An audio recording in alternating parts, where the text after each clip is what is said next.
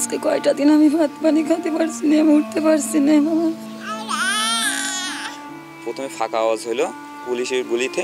আমরা দুজন রাস্তার এই পাশে ছিলাম, ওই পাশে তোমার ভাইয়ের রাস্তায় গুলি খেয়ে পড়ে আছে।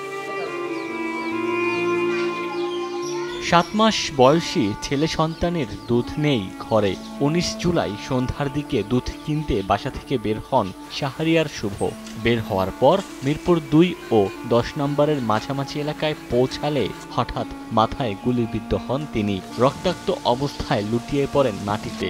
পরে স্থানীয়রা উদ্ধার করে আগারগাঁও নিউরোসায়েন্স হাসপাতালে ভর্তি করেন। সেখানে চিকিৎসাধীন অবস্থায় 23 জুলাই মঙ্গলবার রাতে মারা যান তিনি। ঘটনা যেদিনকে ঘটছে ওই দিন মূলত সে বাজার করার উদ্দেশ্যে বের হয়েছিল বাসা থেকে। সে অন্য কোনো কিছুর সাথে জড়িত ছিল না, সে মূলত চাকরি করে। মূলত পরিবারটা তার আয়ের উপরে নির্ভরশীল ছিল।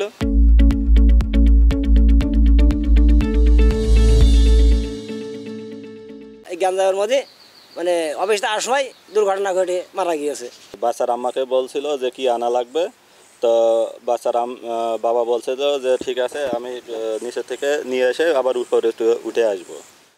তো ওই উদ্দেশ্য বের হওয়ার পরে আনুমানিক 6:30 থেকে 6:45 দিকে উনি গুলিবিদ্ধ হয়। প্রথমে ফাঁকা আওয়াজ হলো পুলিশের গুলিতে, তারপরে সবাই দৌড়াদৌড়ি শুরু করলো। তারপরে দেখা যাচ্ছে ওখানে কয়েকজনের গায়ে গুলি লাগে। তার ভিতর 3 জন যে নিয়ে আসছিল প্রত্যক্ষদর্শী বলছে যে ওখানে 3 জন স্পট ডেড হয়ে যায়। আর তোমার ভাইয়ের মাথায় আমি দেখলাম যে আমরা দুজন রাস্তার এই পাশে ছিলাম, ওই পাশে তোমার ভাইয়ের রাস্তায় গুলি খেয়ে পড়ে আছে। ভাইয়ের মানিব্যাগে ভোটার আইডি কার্ড ছিল।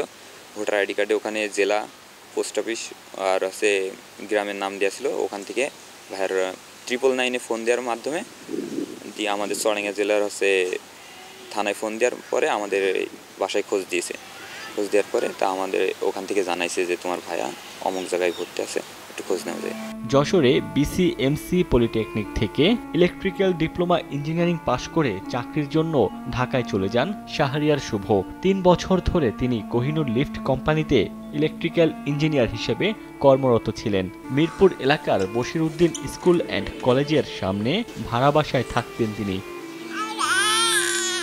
শাহরিয়ার শুভকে গুলি করে হত্যার ঘটনায় অভিযুক্তদের দৃষ্টান্তমূলক শাস্তির দাবি জানিয়েছেন স্বজন ও স্থানীয়রা।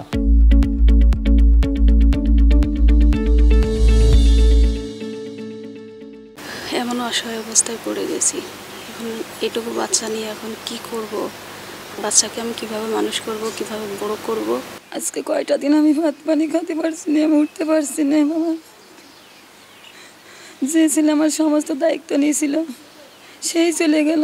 3 ভাই আর 1 বোনের মধ্যে সে ছিল মেঝো। 6 বছর আগে মাগুরা জেলার আরপাড়া এলাকার রেজিয়া সুলতানাকে বিয়ে করেন তিনি। 7 মাস বয়সী মোস্তাফিজ নামের এক ছেলে সন্তান রয়েছে তার। সময় সংবাদ, চুয়াডাঙ্গা।